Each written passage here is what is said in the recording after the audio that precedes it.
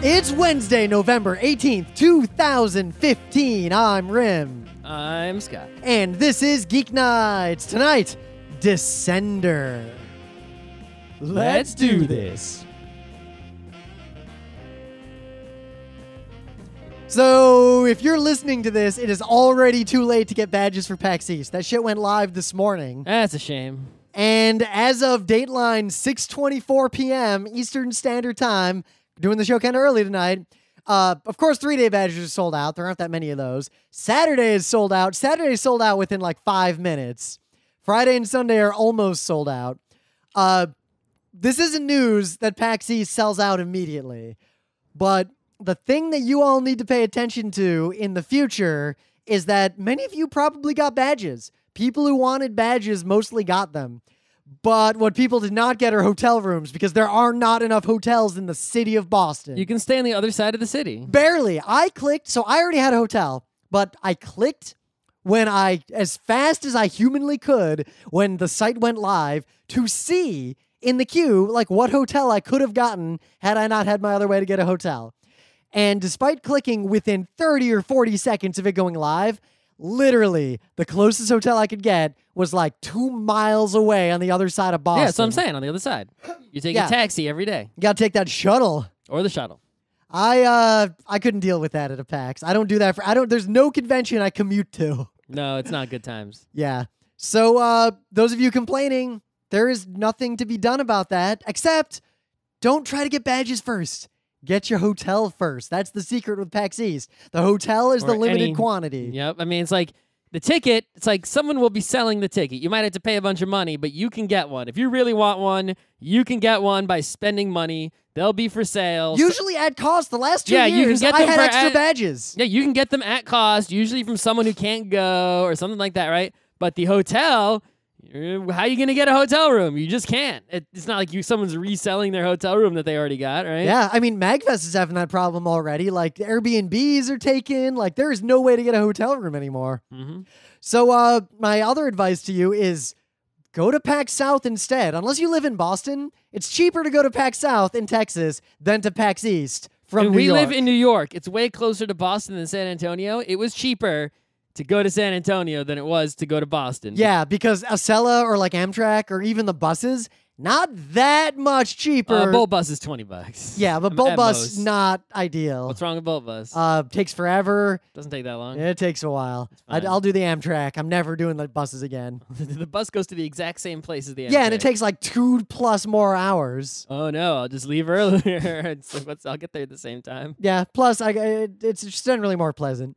But the hotels are like half the price. Yep. There's food everywhere. And you can still buy Friday, Saturday, or Sunday badges to PAX South. Mm-hmm. Like, you can totally, like, there's hotels within a block of the convention center, totally open. For now. Yeah. PAX Prime renamed to PAX West. Yep. Unrelated, somewhat related news. Ominous. Portentous. Maybe. So, yeah.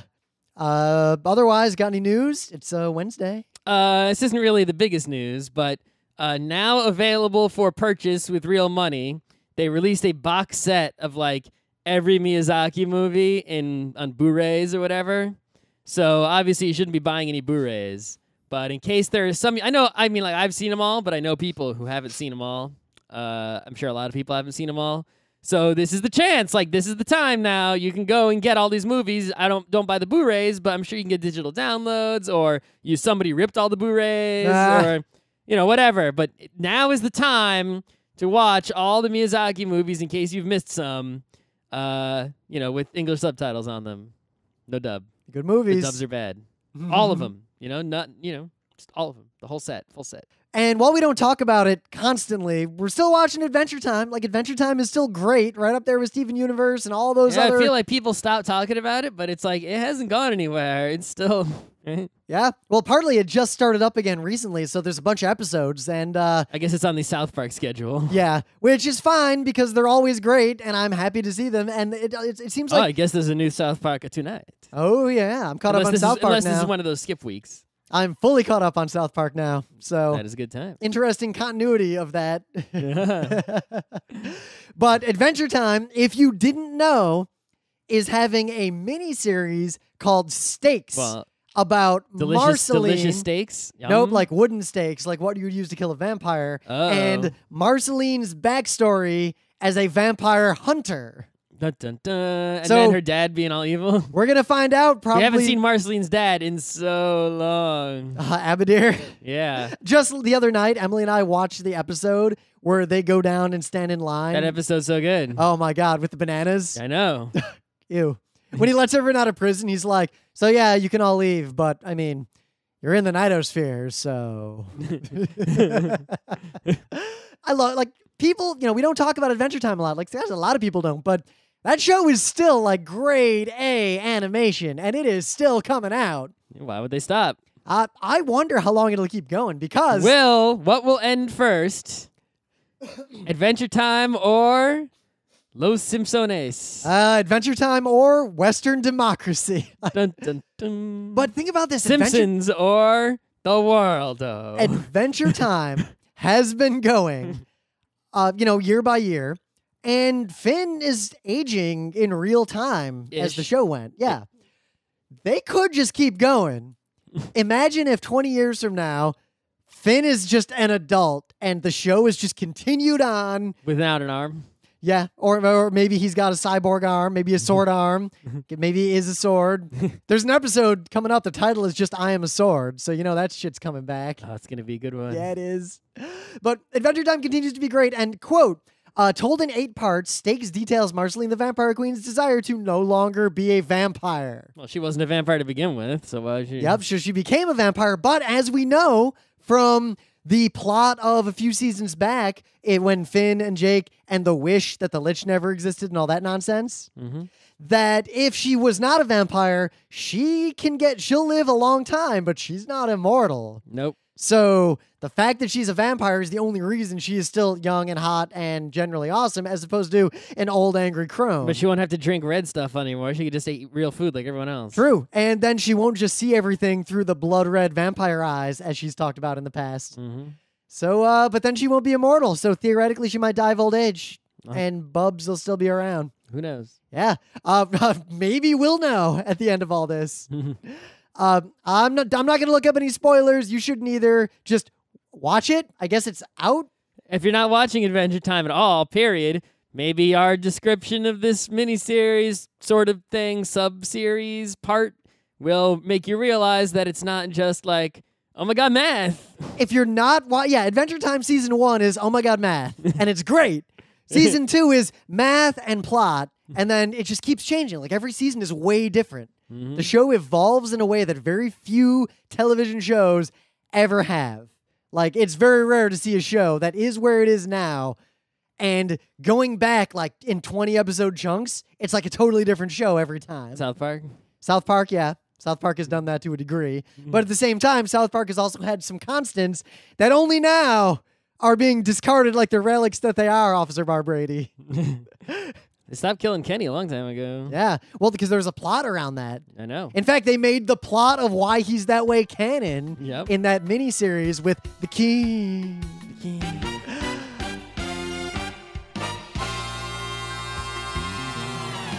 Things of the day. So in panels, as we have said, and as anyone who does panels like us has said, Lodoss War, pretty much like one of the first big anime in the U.S. where a lot of people were like, holy shit, anime. It was it was a Genero fantasy with general mass appeal, fighting dragons. Yep, very D&D style, very... It was serious. It wasn't silly like Slayers. Yep. So it didn't have a lot of anything culturally specific to Japan or anything that would make it was weird. one of the first, if not the first, anime series to be released as a box set and DVD in the United States. Yeah, and there was a TV series and an OVA, and and you had also the Lotus Island thing going on. Lodoss Island is the best aspect of Lodoss War. Mm-hmm. The second best aspect is the first episode of the original OAV, and then none of the rest of it's that great.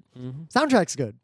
But if you didn't know, it's based on a bunch of nerds playing D&D, one-to-one. Like, these nerds played D&D, and then they took their campaign and made this anime out of it, literally. I mean, look, it's dwarf, elf, fighter. I mean, come on. Yeah, like you thought, oh, it's just like my D&D game. No, it is a D&D game. Is. Literally. It's exactly what your friends all said they'd do, where you're going to write the novel of your campaign because it's so original and great. Of course, someone else did it and you didn't because they're better than you. Yep. What's real interesting is the stats for some of these people, not great. No. But they have sketches. Like there's Deedlit, like that's the characters straight up. Okay. So yeah, these are the actual character sheets of the D&D game that got turned into an anime that was super, super huge in the U.S. for a while and now is basically completely forgotten except by people everyone our age. Everywhere except for us. Oh shit, Alex just launched Civ 5. Uh-oh. Shit's going down in our long-form game, but I digress. Whose turn is next? Chris. Okay. I set it up to where it goes James, Lisa, and the AI, and then me. So once it hits that, it'll be like ba-bam, ba-bam, ba-bam, and come right back to me. Mm-hmm. Anyway. So yeah, thing of the day. So there's these dudes in Australia, right? And they did perhaps the most Australian thing there is, wearing shorts, sandals, T-shirts, sitting at a picnic table drinking, about as Australian as it gets. That's pretty Australian. But the one difference is their picnic table was motorized with wheels, and they're driving it down the road. That's a step up, because when I was at PAX Australia, there was a bus stop at the con that was a bar that you could basically sit in a little car and pedal and drink, and it drove you around. This is a step up from that. Mm-hmm. So, yeah, the cops want to go after them, but almost everyone is like, nothing more Aussie than that. What the fuck, cops? Lay off. Also, where can I get one?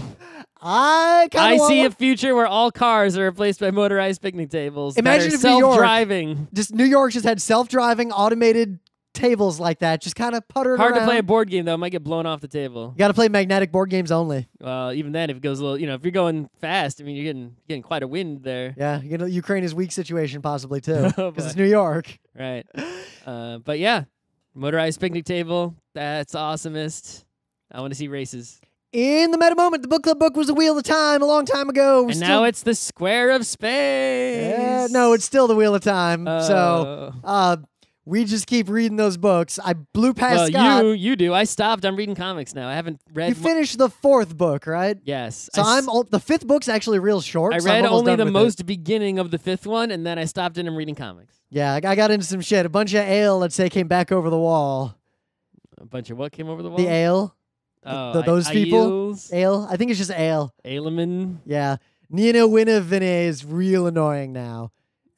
More than before? She is so bad that pretty much every character who knows her has had long conversations about how much they are sick of her shit. It's kind of great, actually. But I digress. Otherwise, we're going to be at MagFest doing panels. We're going to be probably at PAX South doing panels. We're going to probably be at PAX East doing panels. Probably at Anime Boston doing panels. Stay tuned for panels. And otherwise, we have our T-shirts on sale again, so you can just buy those. Got one. Has anyone bought one? Yeah, like 6 or 7 people now. Okay. But I got one. They're way higher quality than the first print run. Like, way better. So you should buy one without our faces on it, and then it'll be a really good T-shirt. No, because they're standard T-shirt, but it's a good face. It's a good face shot of us. It's a quality shirt. I like it. Okay. I'm going to wear it to work. Okay.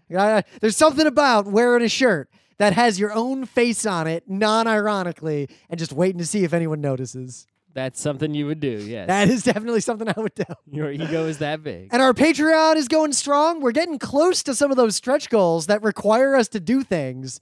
So if we get a little more money in the Patreon, we're going to release, with commentary, all of the beta episodes of GeekNights to the patrons. Yeah, don't spend your money on that garbage. Yeah, we sang our own theme song, guys. You don't want this. You're going to hear us singing. It's like if you go to the grocery store and they're like, mystery dessert, and you're like, ooh, I'll pay $5 for mystery dessert, and it's poop in a bag. That's like at the Anime Con, and the dealer's got the mystery grab bag, $20. And you open it up, and it's just like some Air Gear trading cards. That's like Loot Crate.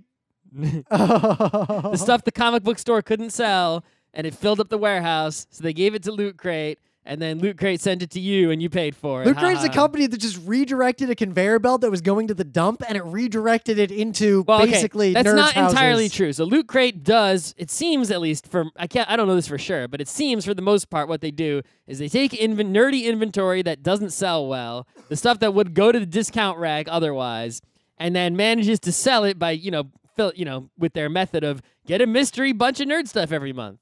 But it seems like they also do promotional things. Like, let's say you really wanted to promote Batman's, right? So, in the old days, you would put Batman in the, swag bag at a PAX. So DC would pay Loot Crate to say, hey, put a bunch of this Batman shit we just made that's good in the Loot Crate to promote Batman this month. So I think they also make money that way. But anyway, there's another stretch goal if we get past that one where we'll actually live stream Geek Nights every night. Like every time we do a show, we'll just live stream us doing it. Who wants that? I don't know, but you have to put things people want that are actually good. But what you should put, give us $1,000 a month. We'll stop making this goddamn show. Nah, there is the stretch goal of we will literally quit our jobs and dance for you full time forever. So get us to that one. I would really like that. But yeah, listen to the part of the episode after the credits because I do a Patreon thing every night now. All right, you definitely want to stop before the credits. Yeah, the thing is, it's real hard. I don't know if you've ever, Scott, looked at a list of like 50 or 60 names and tried to say all of the names very quickly in a row just by reading them and pronouncing them all correctly. Why are you doing this? Because I said I'd do it. Why don't you? I mean, some Patreons, you should say their name once, not every single show. No, because they got to keep paying for me to keep saying their name. And I say the names in the order of the amount of money they give us. Someone is always giving $1 more than whoever gave the most to be at the top. Is that true? Yes. Why are people doing this? What the hell's wrong with you? It's great. It's real great. Okay. GeekNights is we're an institution. What can I say? We provide a lot of joy to people's lives, I think. He's right. I mean, the listener really is into this. And I mean, podcast I stole that joke from is gone. If you want to give us money, here's a better idea. Get an Amazon gift card and don't send it on this Patreon. Just send it to me. No. If you're going to send us money, use the YouTube fan funding and just click and say, give us money. You could do that too. Because that'll go to me, because most of the stuff's on my channel. You can go to my... You can give it to me.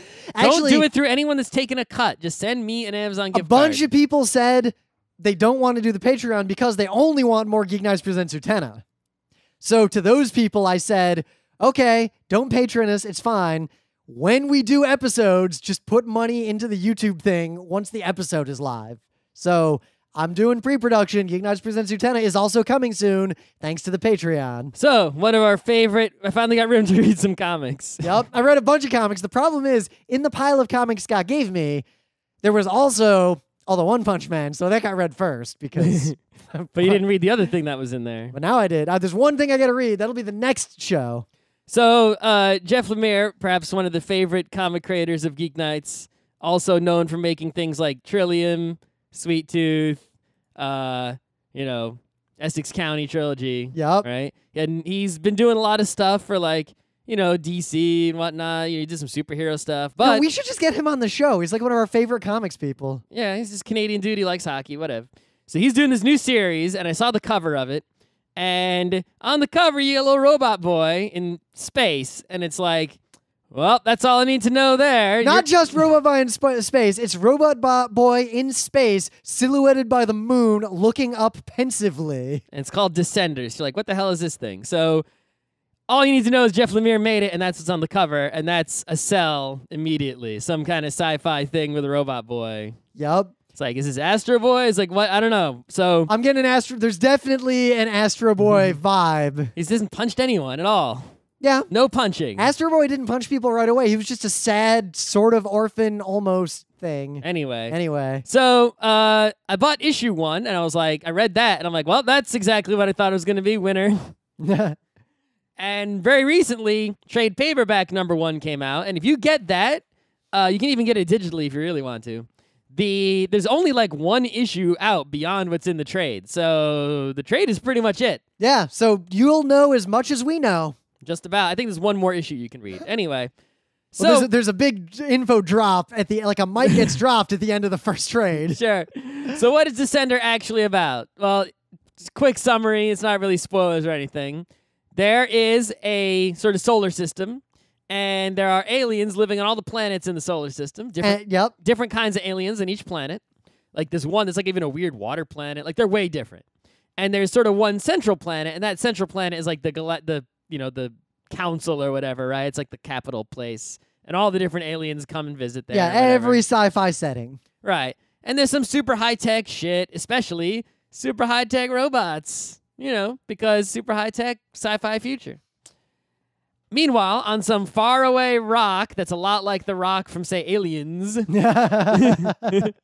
very similar to the rock from Aliens, there's a family mining or something, and they got a boy robot who's like a member of the family. Now that's very Astro Boy right there. Like it's also like, say, a Bicentennial Man where a robot is a member of the family. Yep. Or like Aliens where a family is mining on a rock far away. Yep. In space. And then maybe a disaster befalls. Right. So this robot boy, outlives all the people on the mining rock. Yeah, he basically wakes up like something activates the systems. And they're totally dead. Everyone's been dead they're for like so a decade. They're dead, man. Meanwhile, back on, the center of the, civilization, some strange, gigantic robot heads appear. So like Unicrons or some shit. Actually, reading it was pretty great because basically the whole beginning of the comic, other than the boy on the moon thing, is all these shots of people being like, ma, ma, ma, ma, ma, ma, ma, ma, and then someone else looks out of frame and says, what the fuck is that? Yeah. But it doesn't show you what the fuck is that. Until for a while. You keep flipping it and finally you see what the fuck is that.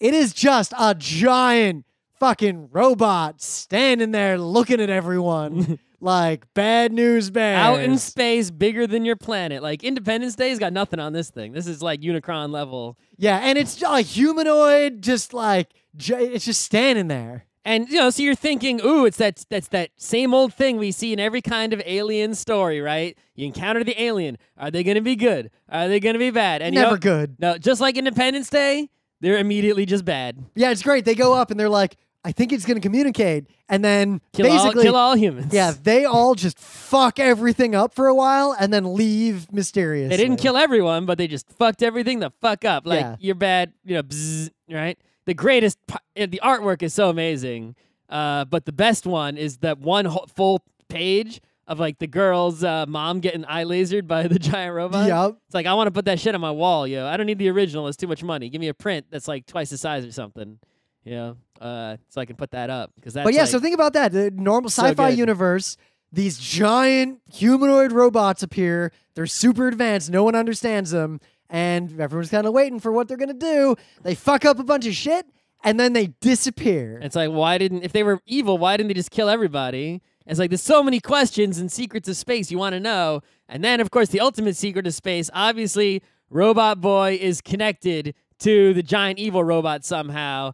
And that's the terrible secret of space that you're trying to find out. Yep. Now, it's Jeff Lemire is the author, and looks like Dustin Nguyen is the artist for this. Yep. And this art is so good. There is already, I was looking up like the Wikipedia just to talk about like dates or whatever, but there's already a movie.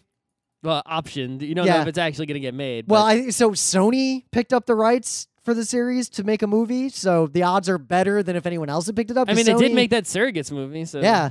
And this is a screenplay for a movie written all over it. Jeff Lemire gonna get the payday. Yeah, he deserves it. Sure. Now, ideally, imagine if this were done as like an animation in the kind of the style of the comic, but that's not gonna happen. Oh my god. That would be. You're gonna really make all those watercolors to animate? Yeah. It's like, that'd be so much work. I can't express how deeply I'd be into that. Sure, but there's so much work. But no, Sony's actually, what Lemire and Nguyen said was, quote, it was a competitive situation for Descender, so multiple people were probably bidding already to make the movie. Sure. And Sony had the highest bid. Boom. Yeah. The art's so good. Cash money. Don't wait. Dollar bills. You should just read it. Like, if you're a comics fan, like, this is one of those things of just read it. Because it's like you're probably out there, some sci-fi, you're a nerd, you like sci-fi stuff, you're looking for this, stories like this, and there aren't really a lot of them. Yeah. It's like, what else are you going to go get? In fact, you know what I'll say? And I don't want to spoil stuff because so much happens in the first trade. It's like Saga. Like, you start thinking, like, all right, I see where this is going. And this then is definitely page, on the Saga. Like, this and Saga are like the top 2 comics right now. Yeah, because every page you're like, oh, whoa, that escalated quickly. Oh, shit. And then it ends on a cliffhanger. of what's. So, remember Prometheus? Yeah. Remember how Prometheus was the story of, hey, here's a terrible secret of space, and we're gonna fuck everything up, and it sucks the end. Mm-hmm. There are scenes in this where the same Prometheus kind of thing happens, and it's sort of like what happens in that scene should have been what Prometheus did.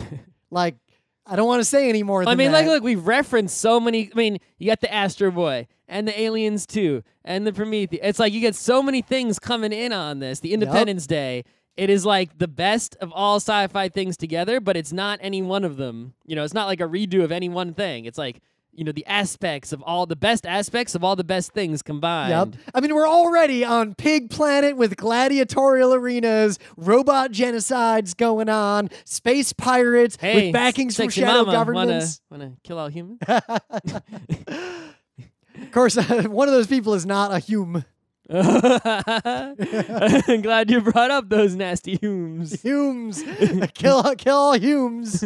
We hate Humes. So there's a lot of characters in this, probably, and it's like the main character is like, you know, the robot boy. It's like he's okay. He's earnest, and he's you know what? Personality-wise, he's Astro Boy. Yeah, pretty much. The girl, you know, who's, you know, from the Galactic, I guess, security, whatever. I don't even know. UGC or UCG? Yeah, she's like, you know, I don't know what she's technically is from, but like she's way awesome. Yeah. But obviously the best is Driller. Driller is great. Driller. Driller is a killer. They should just make Driller the comic. I want a t-shirt that's just Driller is a killer. Driller is a real killer. Look, there's a moment where Driller's like, Driller not kill for now. And everyone's like, okay, good. Okay, We've good. agreed this. And then then later, there's another part. It's like, Driller killer now? Yes, Driller killer. Driller killer. Kill now, Driller. He's basically just, you know, the little boy's on the mining planet, and all the Humes on the mining planet are dead. But he finds Driller. Driller. He's a mining robot, but he has some sort of brain, and he knows he's stupid. He's like Driller stupid. Yup. But Driller hate Humes. And Driller a killer. Yup. A real killer. And he drills and he kills. And I think his dad was Crash Man. The other big guy reminds me a little bit of Bato from what little we've seen of him. Yeah, he doesn't talk, big Hume. You know, has some cyborgness. And he's hanging out with the girl who's a badass, little bit of a major vibe, like that kind of character. Bringing the Ghost in the Shells into it. How many more sci-fi properties you want to bring into the Descender? Consider with the codexes and the technology, Culture Series is here. Like, this is a Culture Series kind of... I could bring in the Marvel Comics, giant things. There's a lot like Celestials, that thing that came to the planet. A little Galactus action, maybe? Yep, Galactus. Right? It's Galactus attack the culture. Sure. That's what's going on here. Except, or maybe like... It's not at the culture level. It's something... It's the civilization that we're dealing with here is something the culture so it's not the culture, but it might be the proto-culture. Sure, the culture would come and subsume or erase this shitty not culture. This could be early, like before the culture formed. You don't know the backstory of the culture. It could be in that universe. Sure, whatever. Yeah. The only thing it doesn't have is Star Wars, like straight up space opera. There doesn't seem to be like space battles. It seems like they get in spaceships, go to sleep, and wake up on a planet somewhere. They don't really go pew pew pew with the X-wings or Star Destroyers or anything. Yeah, like they've hit a lot of planets in a hurry in the 6 issues that we've read. Yeah. But yeah, you should read this just for Driller. And, you know, we haven't done a lot of comic shows in a while. You should also read fucking everything Jeff Lemire has touched. Yeah, pretty much. We've reviewed most of them. You don't need to read. I mean, everything he's done is good, but it's like, you don't need to read like that DC Animal Man run. It's good. No. It's good. I mean, we talked about that in the New 52 episode a long time ago, but you don't have to read. But like Essex County, like you want that's a must read. You want some melancholy Canadian hockey sadness? Yeah, Sweet Tooth must read. Right, you know, Descender, must read. Trillium, which we did an episode on, must read. Oh, right. I only read the first issue of that. I don't know what the fuck happens. I got me a trade paperback of that. Only one? It's the whole thing. It's I should read that. It doesn't go on. It's one. It's, you know. I only read the first issue, so I only one trade and done. I but the only thing know is, that first issue has the flippy floppy. Yeah, it does. So I only know the trade does not have the flippy floppy. Oh, okay. Yeah. I gotta find out what's going on with that flippy floppy. Where the two meet? Some business happens, I assume. Maybe Driller's there. There's nothing else to say. I'm not going to spoil this for you. Just read it. There's plenty to say, like Driller, Killer.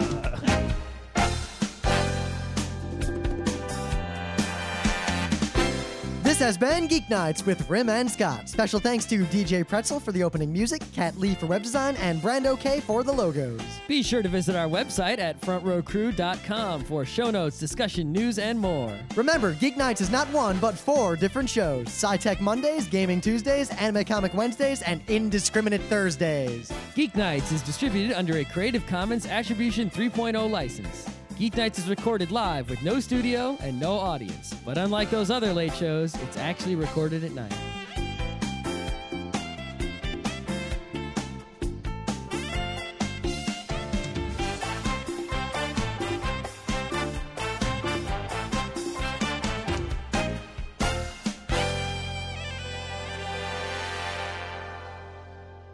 Scott does not listen to the show, so he has no idea really what's going on here. This is like the private club just for you guys and me.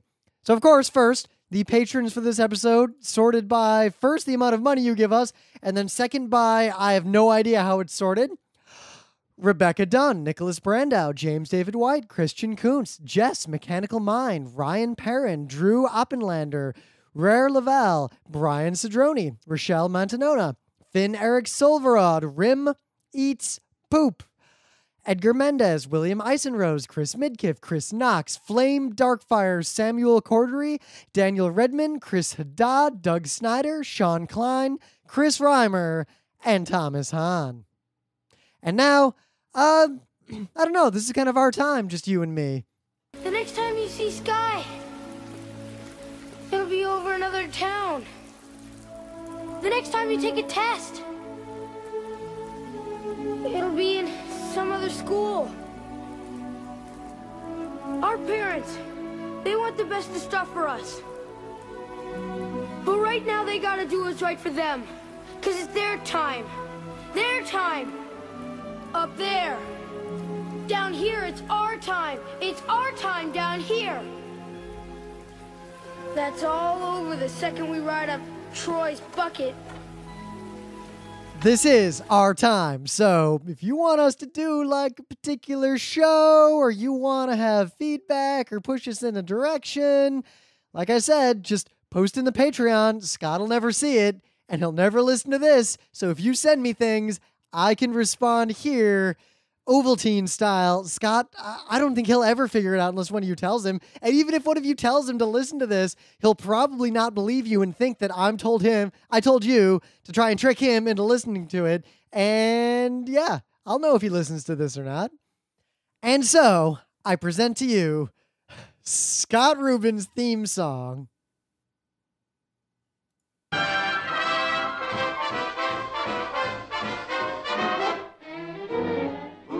Sweetest disposition. One guess who? Who never starts an argument. Who never shows a bit of temperament. Who's never wrong but always right. Who never dream of starting a fight. Who gets stuck with all the bad luck. No one but Scott Rubin. Yeah, this just keeps going. I could just sit here and mess around all night. This is all just extra stuff happening for you. Just rimming you forever. 100 years rimming you guys.